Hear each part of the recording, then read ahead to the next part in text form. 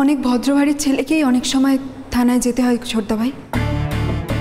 তোর নিজের জীবনে এই প্রমাণটা আছে, তাই তুই এই কথাটা বলিস না, তোর মুখে এই কথাটা মানায় না।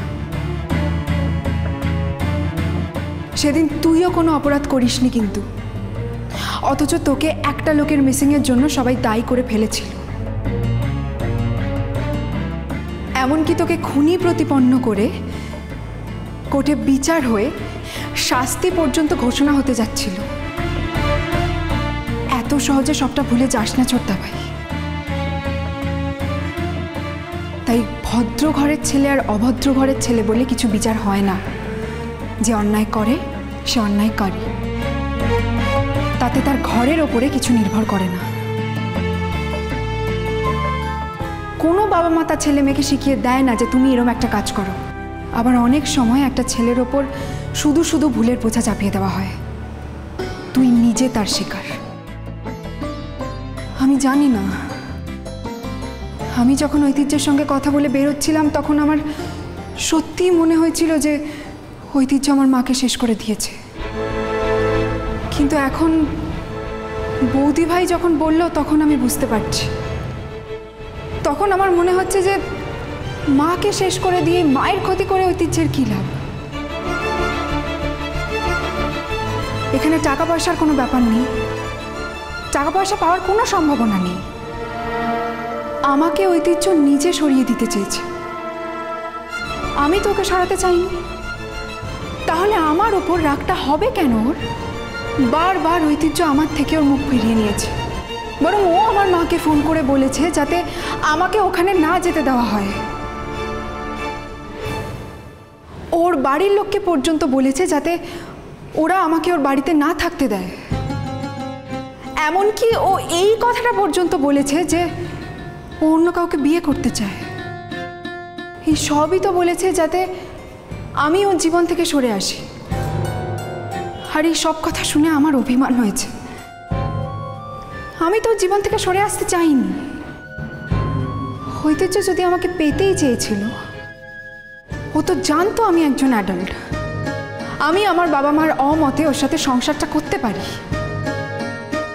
তাহলে তো আমার মায়ের ওপরে ও রাগ করার কোনো কারণ ছিল না। তাহলে তুই কি বলছিস? পুলিশ এমনি এমনি সন্দেহ করছে, তাই তো? সন্দেহ যার ওপর পড়ে তাকে সব সময় মনে হয় যে সে একজন অপরাধী।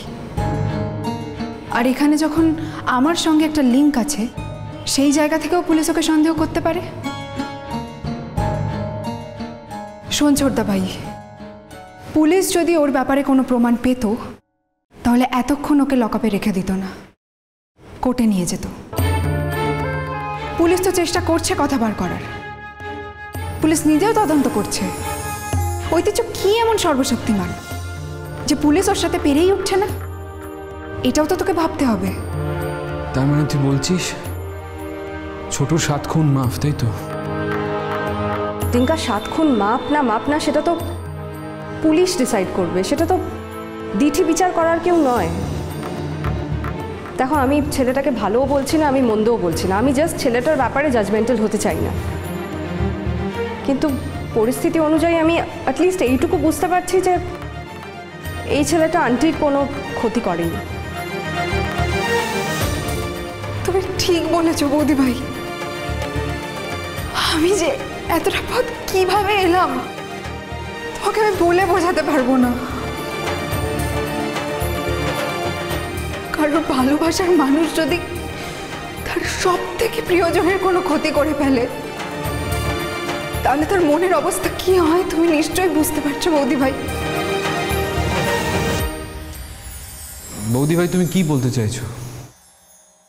ছোট নির্দোষ, তুমি বলছো ছেলেটা একটা ধোয়া তুলসী পাতা, তাই তো? কিচ্ছু করেনি? কিছু করেছে কিনা আমি সত্যি বলতে পারবো না টিঙ্কা। একটা কথা আমার মনে হয় যে আন্টির চরম ক্ষতিও করেনি।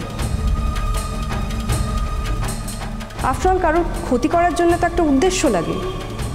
ওর উদ্দেশ্যটা কি সেটাই তো ক্লিয়ার নয়। আন্টিকে কেন মারতে যাবে ও? আন্টি কি করেছে? ওর আন্টি তো ওর কোনো ক্ষতি করেনি।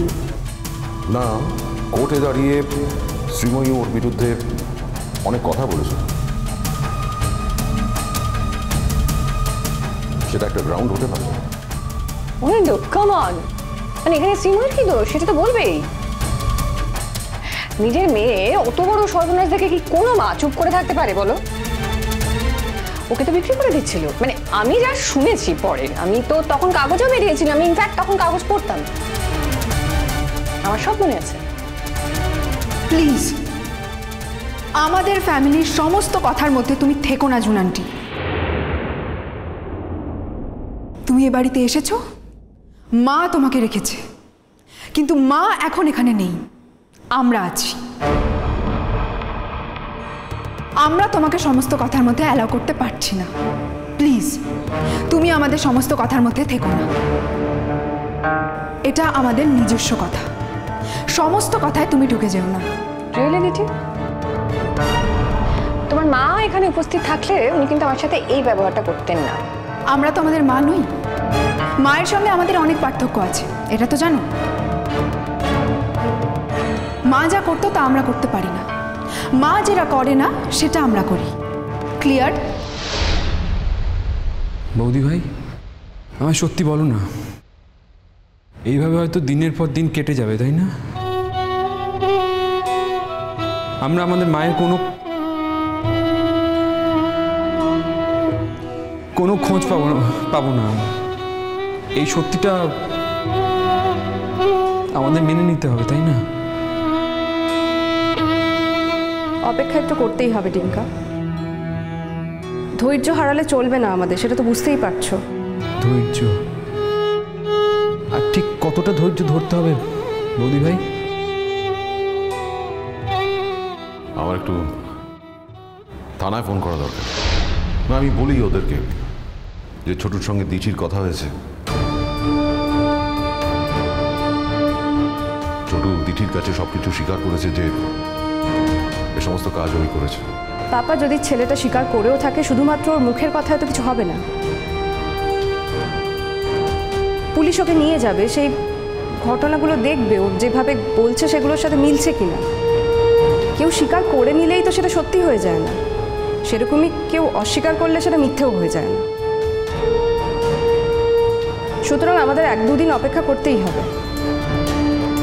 আমাদের কথাটা ঠিক অঙ্কিতা, পুলিশ তো নিজেই বলছে যে ওর এগেনস্টে কোনো প্রমাণই পাচ্ছে না, সলিড প্রমাণ যার ভিত্তিতে ওরা এগোতে পারে কাজ।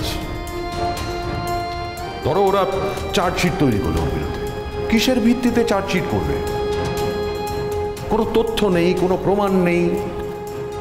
চার্জশিট দিয়ে ওকে যদি কোর্টে চালানো করে, সেখান থেকে তো বেকসুর ছাড়া পেয়ে যাবে, বিকজ ওর এগেনস্টে কোনো প্রমাণ নেই।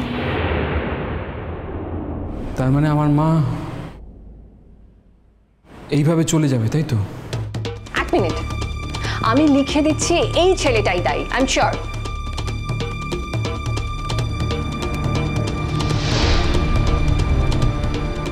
কিসের জন্য?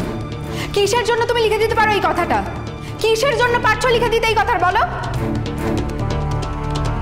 তোমার কি ওর সঙ্গে কোনোদিন দেখা হয়েছে?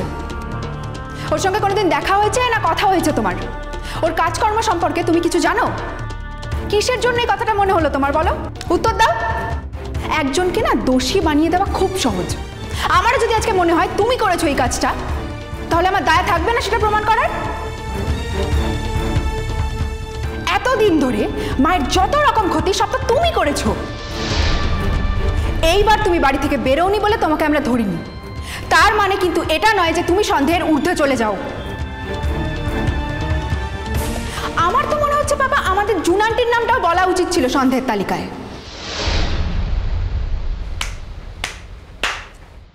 কি সুন্দর দিঠি, কি সুন্দর তোমার স্বরূপ বেরিয়েছে। ভুলে গেছো না যে একটু আগে কেঁদে কেঁদে ঢুকতে ঢুকতে বললে যে ছেলেটা তোমার কাছে স্বীকার করেছে যে ও তোমার মাকে কিডন্যাপ করেছে, এমনকি খুন করেছে। Just forgot everything. এখন যখন বাড়ির বাকি লোক একরকম কথা বলছে আর অঙ্কিতা একটু অন্যরকম কথা বলছে, তুমি জাস্ট ঘুরে গেলে।